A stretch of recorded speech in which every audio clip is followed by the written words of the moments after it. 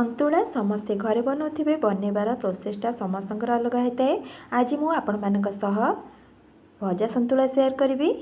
नमस्कार बंधुगण, इप्सिता skitchen आपण समस्त अनेक अनेक स्वागत। आज मु आपण सह शेयर करी सबरी ओडिया मानक घरे तैयारी होतिबा संतुला जोटा कि भजा संतुला आज मु बनै कि देखेबी। तेबे चलंतु आज रेसिपीटी को स्टार्ट करिबा।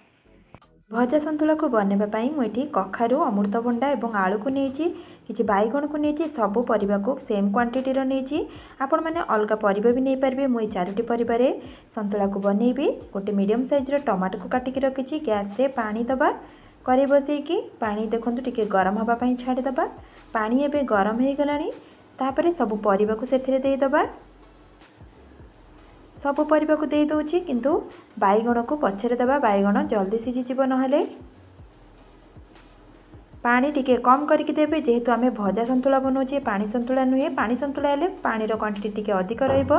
स्वाद अनुसार लुण को दे दूची, अल्प हलदी को दे दूची। पानी संतुला रे हलदी पड़े ना किंतु एथिरे टिके मु हलदी को पकई नउची। ताको भल सेबे गोळेई नउची। ताको कवर करि नेबा 10 रु 15 मिनिट पर्यंत। 10 मिनिट हो गलानी कवर को खोली नउची। तापरे बैगण को एठी देदबा। माने रखंतु सब बेले जे कोनोसी डालमा हो संतुला हो बैगण को पछरे देबे नरे पूरा सीझी जीवो। ताको भल सेबे गोळेई नउची।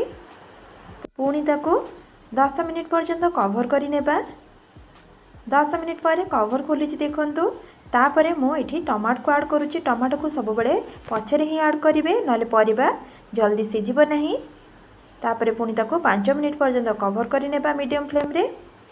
5 मिनिट पर पूरा परफेक्ट भाबे हमर सब परिबा एठी सीझी आछि। मु आपण मानको देखौची देखंतु।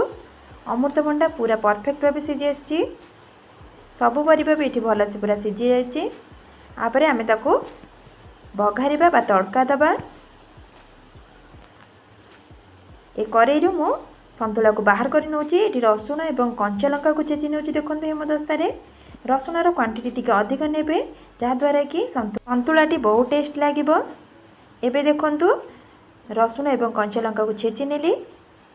संतुला को बाहर कर देथिली करेई रु। सेम करेई रे आमे सोरिष तेल को दे दबा। सोरिष तेल रे बघारिबे संतुलार टेस्टटा भल आसीबो। मने रखंतु तेलर क्वांटिटी कम रखिबे बघारिला बेले जहाँद्वारा कि संतुलाटी भल लागिबो खाइबा पई। 2टी सुखिला लंका को ऐड करूची। 1 स्पून पंचफुटण को दे दूची। आपण माने पंचफुटण जगह रे जीरा सोरिष भी नहीं पारिबे। एबे भल से ताको भाजी नेबा। बघरटा जेते भल हबो संतुलार टेस्टटा सेते भल आसीबो। एठी रसुण एवं कंचा लंका छेचा को दे दूची। आपण मानको जदि पियाज पसंद थिबो आपण माने देबे किंतु संतुला रे बिना पियाज देकी बनैले संतुलाटी टेस्ट लागि थाए अधिक। एबे लाइट गोल्डन कलर हैला पर्यंत आमे रसुण को भाजी नेबा। एबे भाजी हो गलानी देखंतु। एमती ही भाजीबे। तापरे संतुला को सेतरे दे दबा। सांगे सांगे ताको आमे कवर करि नै जिबा नहले तार बास्नाटा बाहर को पळेइबो। एबे ताको भल से गोळेई नउची। 1 मिनिट पर्यंत ताको टिके फुटेई नेबा। ताले एठी हमर रेडी हो गला देखंतु गरमा गरम भजा संतुला। निश्चय ए प्रोसेस रे थरे बनांतु। बहुत टेस्टी लागिबो खाइबा पई। रुटी भात सबुथिरे एटाको आपण माने खाइ परिबे। देह पाई मध्ये एटा बहुत हेल्दी। ताले आजिर वीडियोटी जदि आपण मानको पसंद लागिथिबो प्लीज लाइक शेयर कर नेबे। फेसबुक पेज रे देखुतिले फॉलो तो निश्चय करिवे। ताले आज पई रहउची नमस्कार।